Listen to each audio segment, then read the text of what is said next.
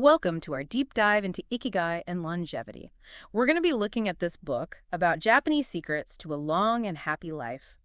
Are you ready to uncover some insights? Absolutely. This book goes way beyond just mystical philosophies, is grounded in real solid research.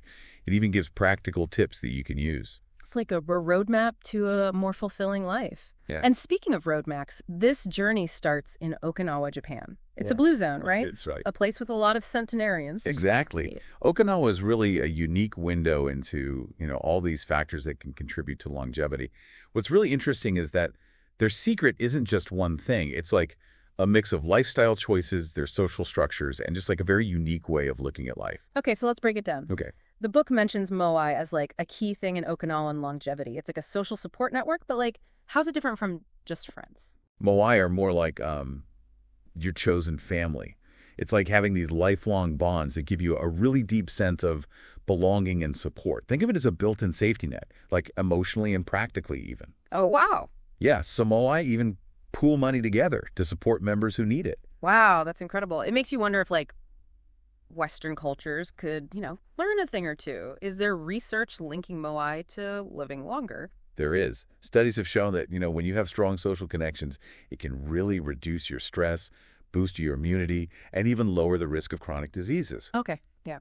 So it seems like the close-knit, nature of moai really helps them deal with the ups and downs of life, which helps their overall well-being. That makes total sense. Feeling connected and supported definitely impacts how we experience life.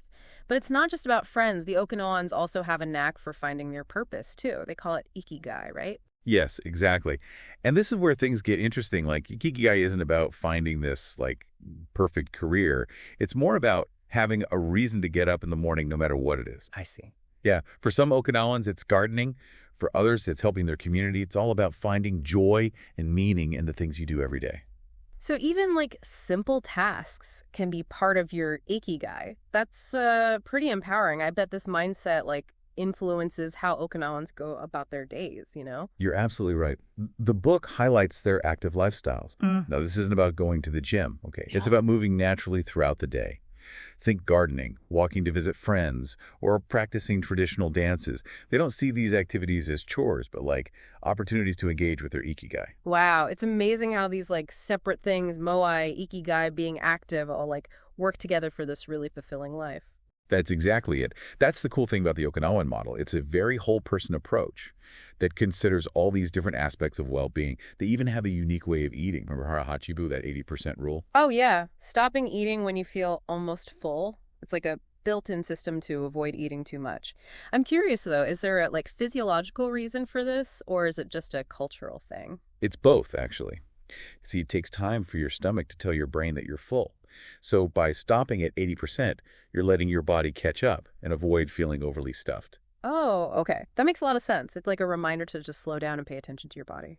Okay. I'm definitely guilty of mindless eating, so this is something I need to try.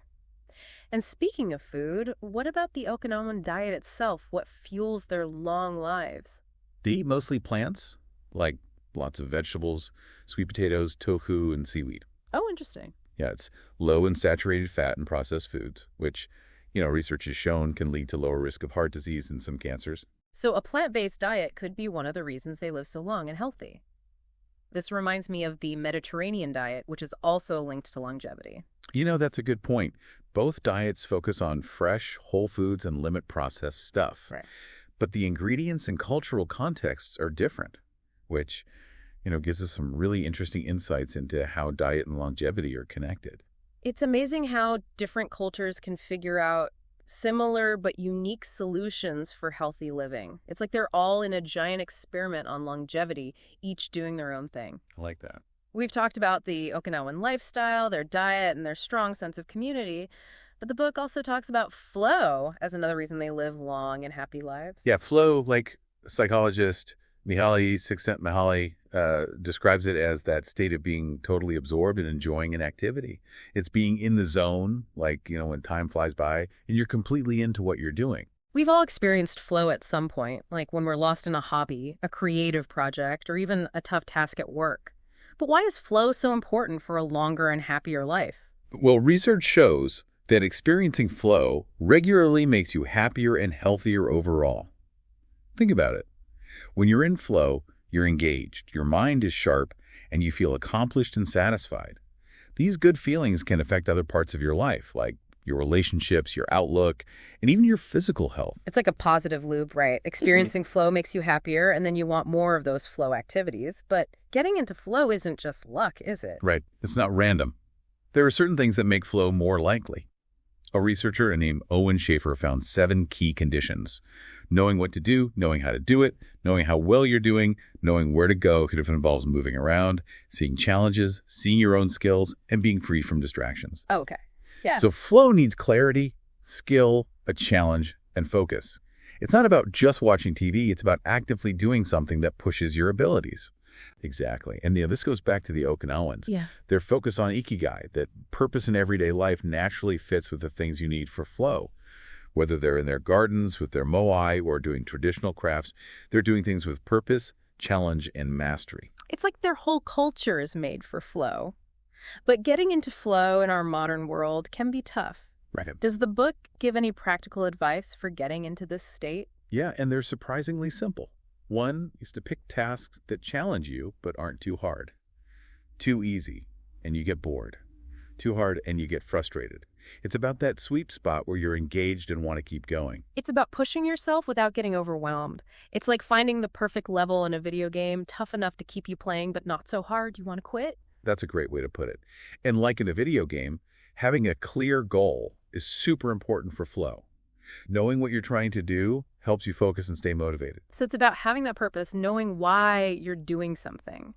But with so many distractions nowadays, how can we create the right environment for flow?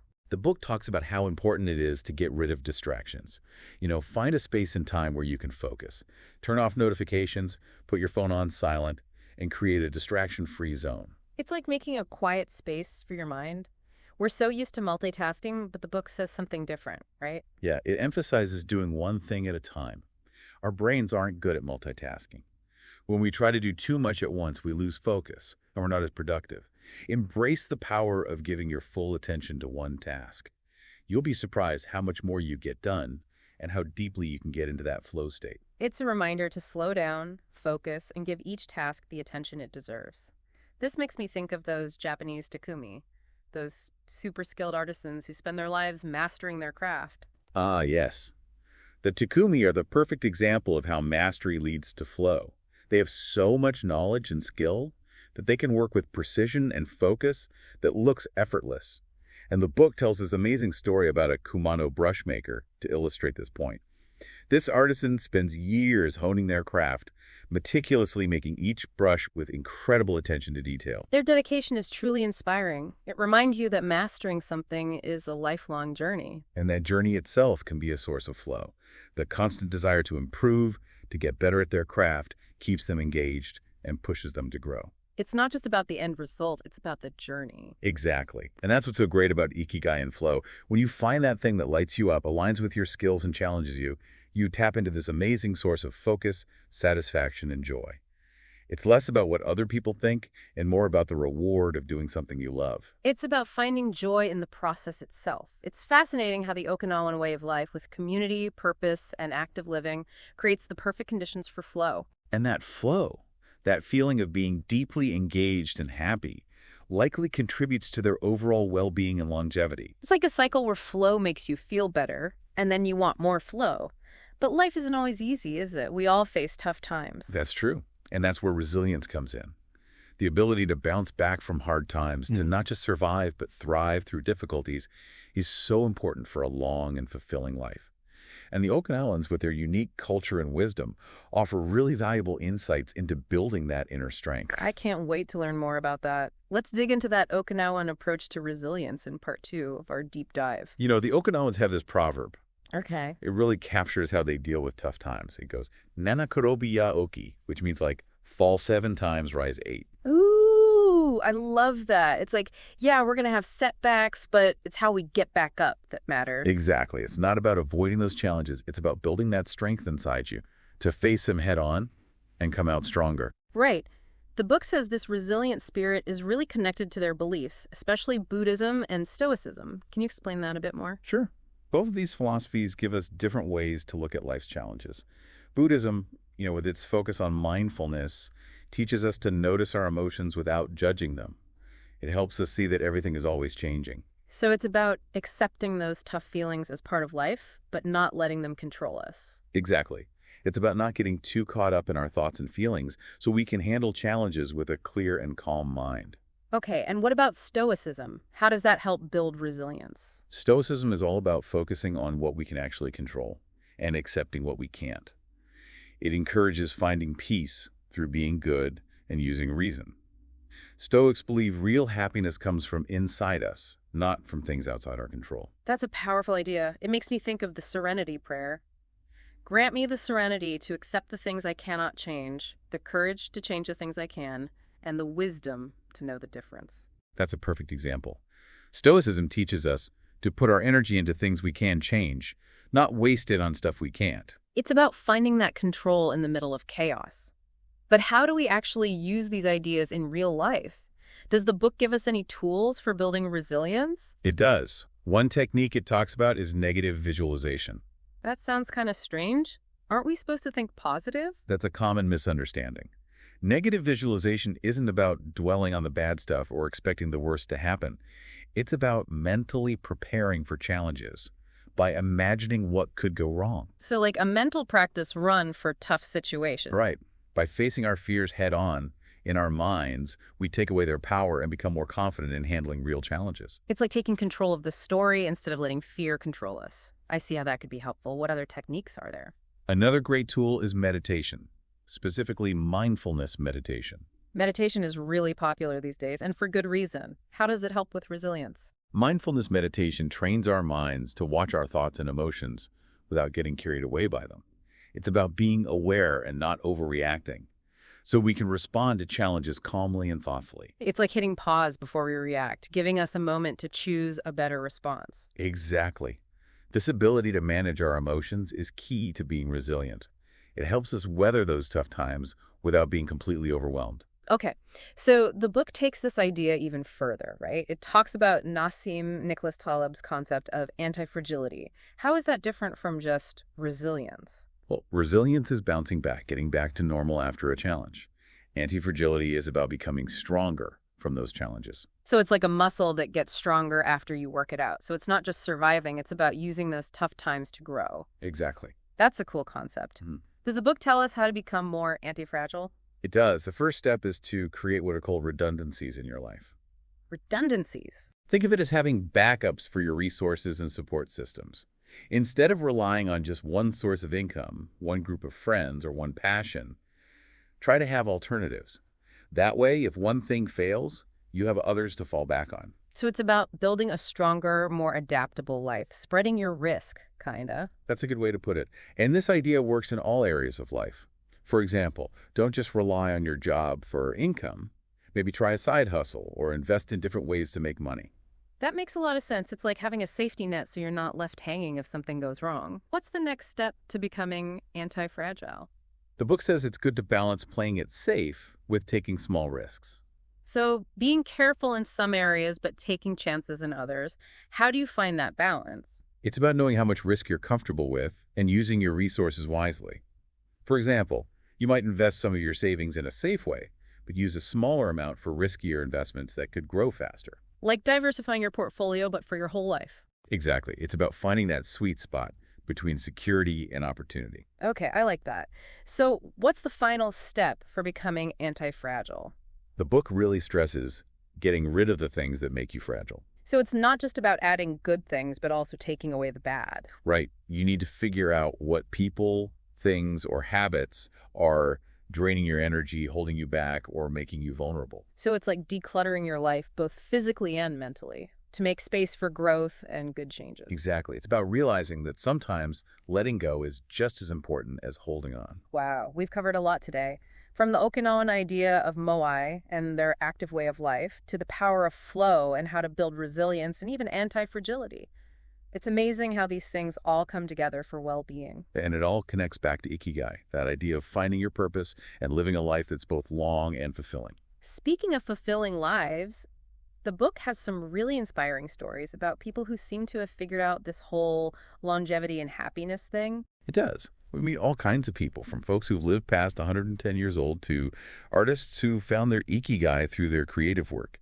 Each story gives us a unique look at what it means to live a long and meaningful life. So we've explored a lot of the philosophy and practices behind Ikigai and longevity, but I'm really excited to hear about the actual people who live this way. The book has some pretty incredible stories, right? Oh, yeah, it does. We get to meet this really diverse group of people, Yeah. from super centenarians, those are people who've lived past 110 years, to artists who found their Ikigai through creative stuff. Every story shows us what it means to live a long and happy life in a different way. Cool. The book mentions Maria Capovilla from Ecuador, who lived to be 116. That's amazing. What can we learn from her? When they asked her the secret to her long life, she said it was simple: no meat. Wow. But she also talked about how important it was to stay active and engaged, both physically and mentally. She loved to dance, do crafts, and just remember things from her past. It kept her mind and body sharp, even when she was super old. It's a good reminder that staying active doesn't always mean intense workouts. It's about finding things you enjoy that keep you moving, no matter how old you are. Exactly. And Maria's story shows us that it's important to never stop learning and trying new things. She was always exploring and passionate about something. Another amazing story is Jane Kelman, the oldest person ever recorded, who lived to be 122. What was her secret? Jean Calment lived her life with a lot of humor and just a real love for a living. She rode her bike till she was 100, lived on her own till 110, and even quit smoking at 120. Wow. Not because she had to, but because her eyesight was getting bad. Her attitude toward aging is really inspiring. It's about embracing the challenges of life with grace and humor, finding joy even when things aren't perfect. These stories really show how resilient and adaptable humans can be. Absolutely. And the book doesn't just focus on those who live the longest. It also shares stories about artists who seem to have that same sense of purpose and joy. Oh, right. The book talks about Hokusai, that Japanese artist who made the famous Great Wave woodblock print. What can we learn from him? Hokusai thought his best work came after he turned 70.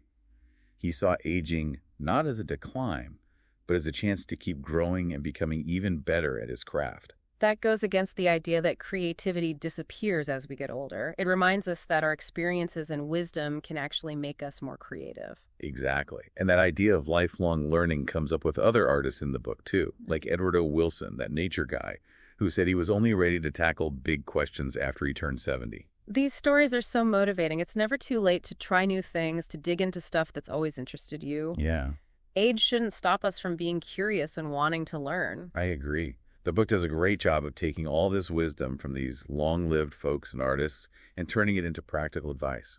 It's like a guide to living a better and more purposeful life. So it's not just about adding years to your life, but adding life to your years, finding joy in each day. Exactly. The book encourages us to embrace flow, to have strong social connections, and to appreciate the little things in life. One thing that keeps coming up in our discussion is community. That Okinawan concept of moe really emphasizes how important social connections are for our well-being. Yeah, reminds us that we're not meant to go through life alone. We do better when we have people who support us and cheer us on. So as we wrap up our deep dive into Ikigai and longevity, what's the main message you hope listeners take away? I think the most powerful message is that living a long and happy life isn't about some secret formula or a far-off goal. Right. It's a choice we make every day. It's about approaching each day with purpose, passion, and gratitude for the simple joys of life. It's about finding your Ikigai, your reason for being, and letting it guide you to a life that's both meaningful and full of joy. And to close out our episode today, I keep thinking about a question the book asks. Now that you've learned about the secrets of Ikigai and longevity, what's one small thing you can do today to bring these ideas into your own life? That's a great question to think about. It encourages us to think about what we've learned and actually do something with it, even if it's small. That journey to a long and happy life starts with just one step. So, to all our listeners out there, we encourage you to take that step today. Explore your passions, connect with people, embrace those imperfections, and most importantly, find your Ikigai and let it lead you to a life that's both meaningful and joyful. And remember, the journey itself is just as important as the destination. Enjoy each step embrace those challenges, and never stop learning and growing. Thanks for joining us on this deep dive into Ikigai and longevity. We hope you found it insightful and inspiring. Until next time, keep diving deep.